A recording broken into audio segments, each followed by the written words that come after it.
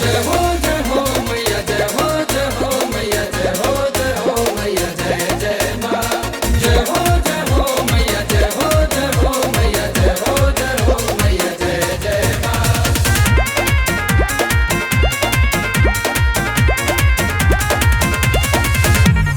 कोनो न जाने लो विधिया हो, कैसे खुश होली भैरो जी के दीदिया हो। कोनो न जाने लो विधिया हो, कैसे खुश होली भैरो जी के दीदिया हो। इतना आसान कैसे मान लिहलू, इतना आसान कैसे मान लिहलू। हाय रे पगली, हाय रे पगली, एहो पगली, नौमी के पुजाई कैसे ठान लिहलो। एहो पगली, नौमी के पुजाई कैसे ठान लिहलो।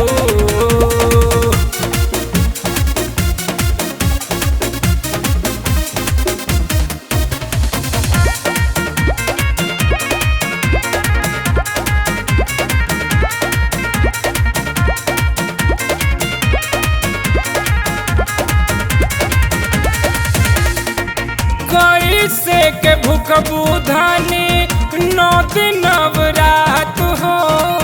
हऊ जिभ चटोरी तू त माने लूना बात हो। कैसे के भूख बुधानी नौ दिन नवरात हो।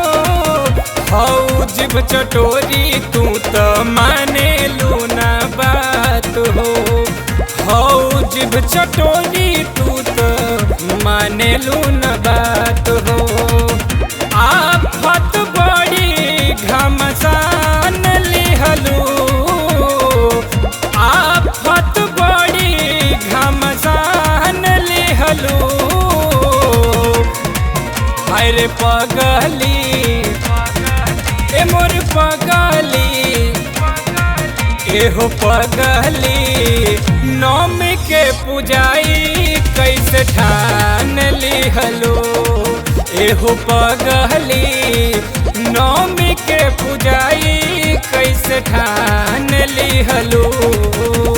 जय हो मैया जय हो मैया जय हो मैया जय जय माँ जय हो मैया जय हो मैया जय हो मैया जय जय माँ।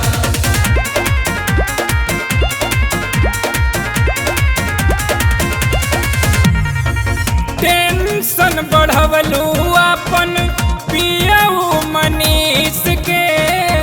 भूखे उठी खीस तो डटबू देवरू रजनीश के।